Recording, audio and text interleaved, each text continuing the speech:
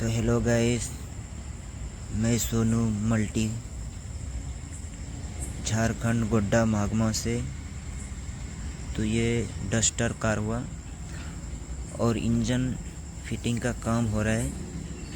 तो इंजन का प्रॉब्लम था जब गाड़ी मेरा सर लिया था तो सेकंड हैंड में, तो इस इंजन का जो है पूरा साउंड कर रहा था। इंजन में क्रैंक का ये जो कनेक्टिंग बेरिंग होता है वो कनेक्टिंग बेरिंग 3 नंबर और 2 नंबर पूरा मार दिया था।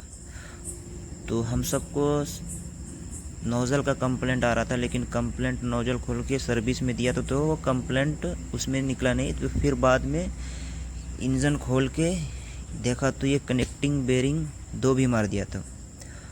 तो अभी लेथ से पूरा गाड़ी आ गया है, फ्लेशिंग होके हेड भी आ गया है, पिस्टन भी आ गया है, रिंग भी चढ़ा दिया हूँ और ये फिटिंग का काम चल रहा है। तो देखिए, इंजन का काम जो होता है एक एक चीज़ को देखना पड़ता है, क्योंकि ये अंदर का चीज़ रहता है। तो हर चीज़ एक बारीक चीज़, बारीक जैसा देखना पड़ता है। जैसे सुई का धागा जैसे सुई में डालता है, तो वैसे ध्यान से ये अंदर का काम बड़ा ध्यान से करना पड़ता है। तो ये 4 पिस्टन में अभी पिस्टन रिंग पूरा लगा दिया हूँ और ये पिस्टन पूरा चढ़ाने के बाद अब मारा जाएगा चेम्बर में।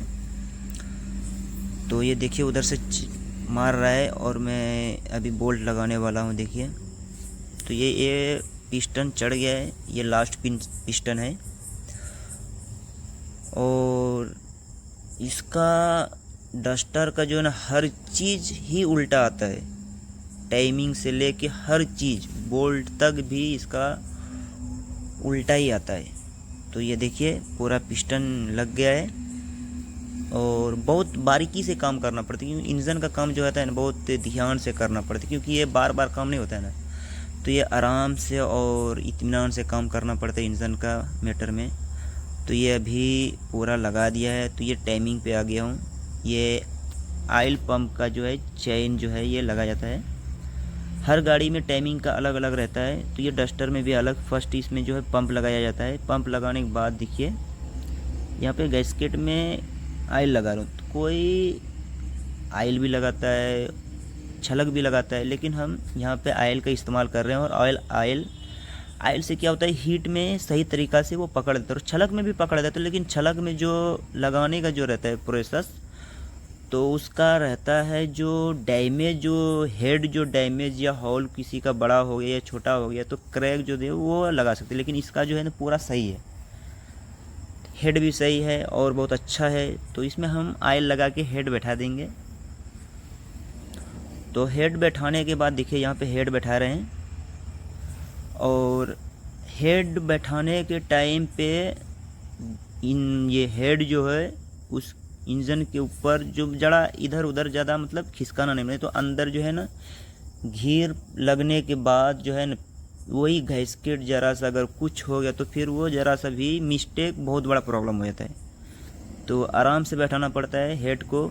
ये 2 स्लीव आता है, कोई बड़े स्लीव आता है, तो उसमें चला जाए तो कोई दिक्कत नहीं।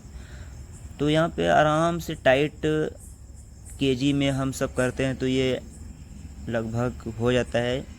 और हर जगह भी अलग अलग का टाइट का टार्क रहता है। तो यहाँ पे हम एलपी में कर देते हैं टाइट। तो देखिए यहाँ पे अभी एलपी में हम टाइट कर रहे हैं, तो ये टाइट टार्क से हो जाता है, लेकिन फिर भी बाद में जो है हाथ से भी एक बार चेक कर लेते हैं हम सब। तो देखिए यहाँ पे टाइट हो रहा है। तो यही है।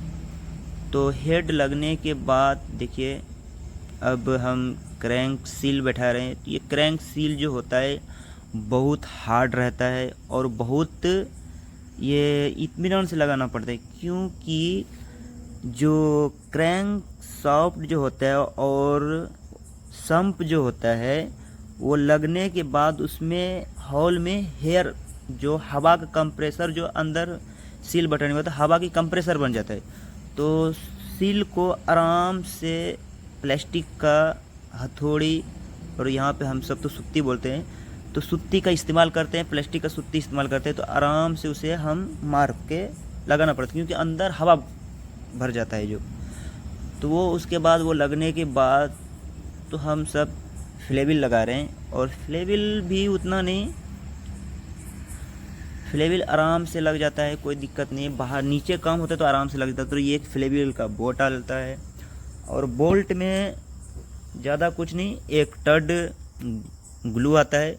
वो टड ग्लू इसलिए डाला जाता है क्योंकि रनिंग में वो पूरा बोल्ट को अच्छी तरीक़ा से पकड़ ले, वो टड को ब्लैक कर देता है, मतलब टाइट होने के बाद वो पकड़ लेता है, तो वहाँ से निकलने का, झड़ने का वो संभावना ग्लू से नहीं रहता है।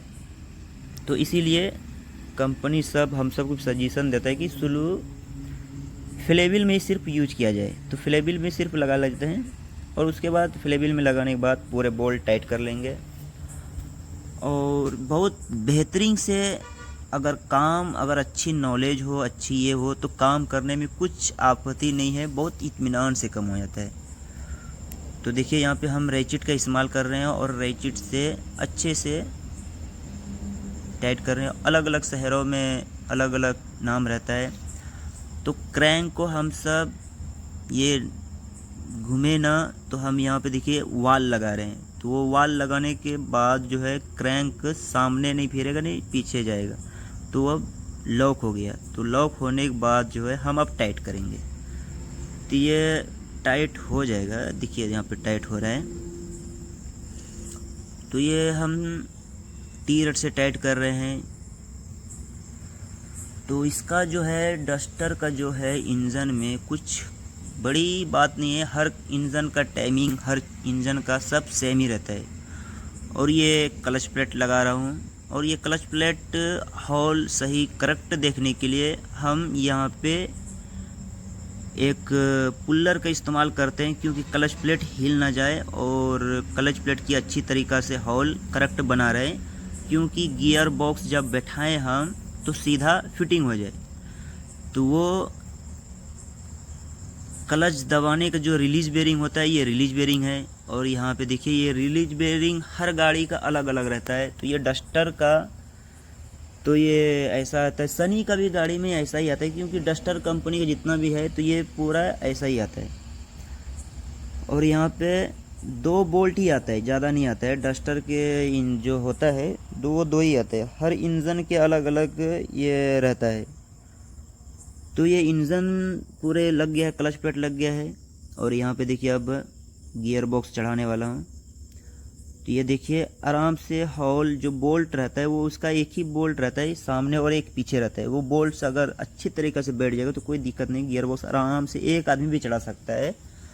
और देखिए यहाँ पे गियर बॉक्स बैठ गया है और बोल्ट डाल रहे हैं, और यहाँ पे देखिए टाइट भी हो रहा है। तो यहाँ पे कुछ दिक्कत नहीं है, कुछ परेशानी नहीं है, आराम से काम कर सकते हैं। और ये देखिए हमारा इंजन पूरा फिटिंग होके रेडी हो गया है।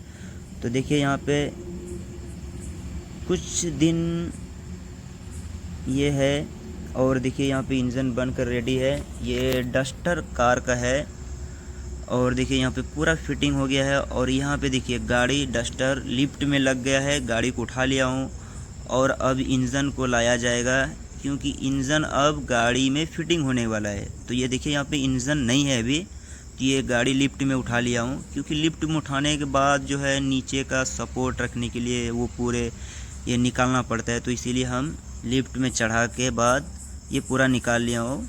और देखिए इंजन भी गाड़ी के नीचे आ गया है।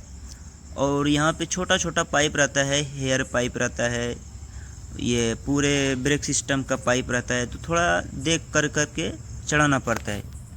तो यहाँ पे फर्स्ट हम सब लगा रहे हैं इंजन सपोर्टिंग बेड लगा रहे हैं। ये फर्स्ट लगाना ज़रूरी है, क्योंकि वो सबसे मेन बेड है, और वो लगाएगा तो एक तरफ से अनबैलेंसिंग इंजन का हो जाएगा। तो उसके बाद दूसरा जो है गियर बॉक्स का साइड में एक बेड आता है। वीडियो अगर अच्छा लगा हो तो वीडियो को लाइक कीजिएगा, सपोर्ट कीजिएगा और सब्सक्राइब